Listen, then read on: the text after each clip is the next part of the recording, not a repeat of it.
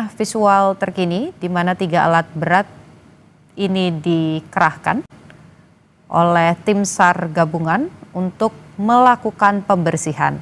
Tadi disampaikan oleh jurnalis Kompas TV, Alfian Rahman, bahwa memang targetnya hari ini proses pembersihan atau pengangkutan puing-puing ini selesai pada hari ini, sehingga besok sudah bisa kemudian dilakukan proses evakuasi kembali dan jalur atau titik di mana korban yang masih terjebak di area dalam ini bisa kemudian dibuka dan dimasuki oleh tim SAR gabungan. Saudara, saat ini kita sudah bersama dengan Bapak Abdul Hanan, orang tua dari santri yang selamat saat musola Pondok Pesantren Al-Hozini ambruk beberapa hari yang lalu. Selamat siang Pak Hanan. Terima kasih waktunya untuk Kompas TV. Boleh diceritakan Pak bagaimana kondisinya Ananda Fatih pada saat itu? Di saat kapan Mbak? Di saat kejadian? Ya, di saat kejadian. Saat kejadian, alhamdulillah dalam keadaan sehat, karena dia seperti nggak sadar gitu, sehingga dia tidak merasakan situasi ketika terjadi musibah itu. Oke. Lalu keluarga sendiri dan juga Bapak ini mendapatkan informasi bahwa musola ambruk itu tepatnya kapan, Pak? Sore, Pak, dari salah satu orang tuanya Haikal yang hari ini sampai hari ini masih belum ditemukan. Nah, dia WA kepada saya, musola Buduran roboh katanya. Saya konfirmasi kemudian kepada Romo Yai Abdul Mughni. Ketika saya telepon beliau nangis.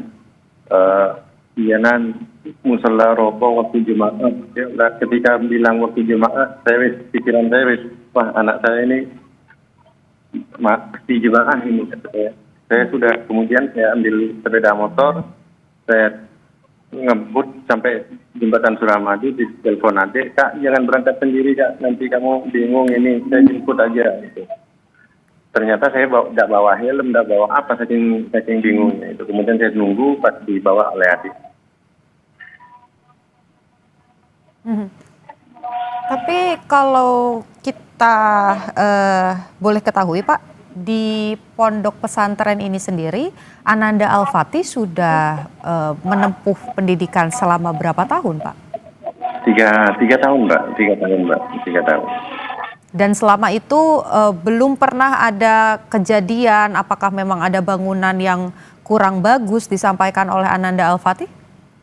Enggak, selama ini baik-baik saja, Pak. Karena saya juga alumni sana ya. Selama ini nggak ada pernah terjadi suatu hal yang tidak kita inginkan. Ketika Bapak datang ke lokasi atau beberapa hari juga sebelumnya, ini memang orang tua sudah mengetahui bahwa pondok pesantren ini sedang dalam proses renovasi atau pembangunan. Ada informasi ini yang Bapak dapatkan? Ya, karena kan saya sering ke sana, bahkan saya sering sholat di musola itu. Nah, selama ini ya baik-baik saja. Saya juga sering sholat di situ. Ya memang dibangun baru. Oke. Kita sudah mendapatkan kabar baik begitu ya Pak. Ananda Al-Fatih sudah kembali bersama keluarga dalam kondisi yang selamat juga. Bagaimana waktu itu mendapatkan informasi ini Pak? Dan seperti apa momennya? Karena kalau dari rekaman yang kami lihat begitu, ini disambut dengan haru juga oleh keluarga. Iya Mbak. Ketika jam berapa ini? Kan anak saya ini masih belum ada kabar sampai Rabu sore itu masih belum ada kabar. Yang jelas itu yang kemungkinan hidup itu ada 6 orang kan ketika itu. Nah yang 4 orang itu ada nama, kalau nggak salah ya 4 orang sudah ada nama. Saya berharap di antara yang tidak ada nama ini ya mudah-mudahan ada anak saya. Tapi walaupun begitu kan saya tidak tahu apakah itu ada anak saya atau tidak. Saya minta kepada mohon kepada tim SAR yang selama ini telah berjuang mati-matian, tolong selamatkan 6 anak ini. Saya tidak tahu 6 anak ini apa anak saya apa tidak. Yang pasti ini adalah yang harus kita selamatkan. Entah di situ ada anak saya atau tidak. Ya, ini pasti situasi yang tidak mudah ya, apalagi untuk orang tua dalam kondisi yang informasi juga belum pasti begitu. Tapi kalau lihat kondisinya Ananda Al-Fatih sekarang, Pak, bagaimana? Apakah masih ada ketakutan atau sudah bisa beraktivitas seperti biasa, Pak?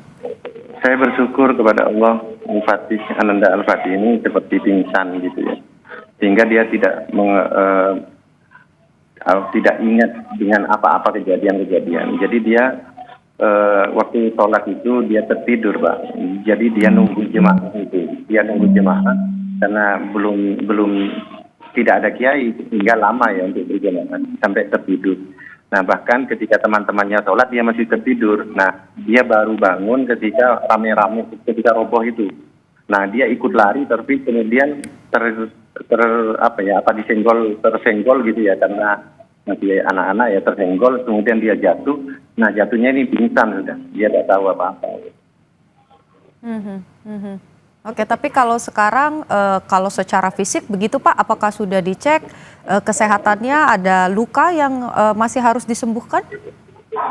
Ketika di ronsen alhamdulillah tidak ada, hanya baret-baret ketika dikeluarkan itu aja, Pak. Alhamdulillah tidak ada luka.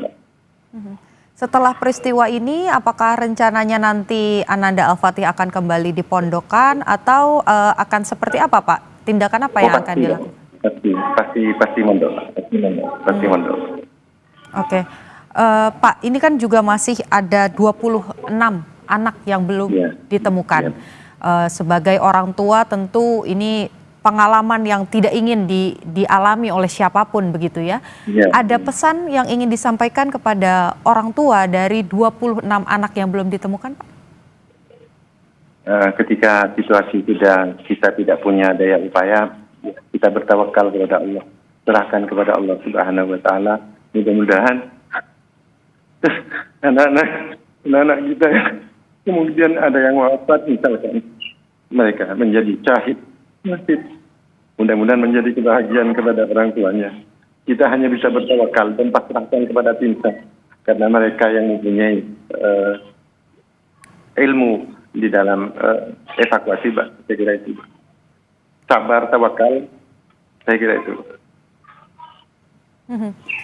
Tentu pesannya, harapannya bagi orang tua ketika mengirimkan anaknya ke pondok pesantren ini mendapatkan pelajaran pendidikan agama, kemudian juga dijaga dengan kondisi yang baik.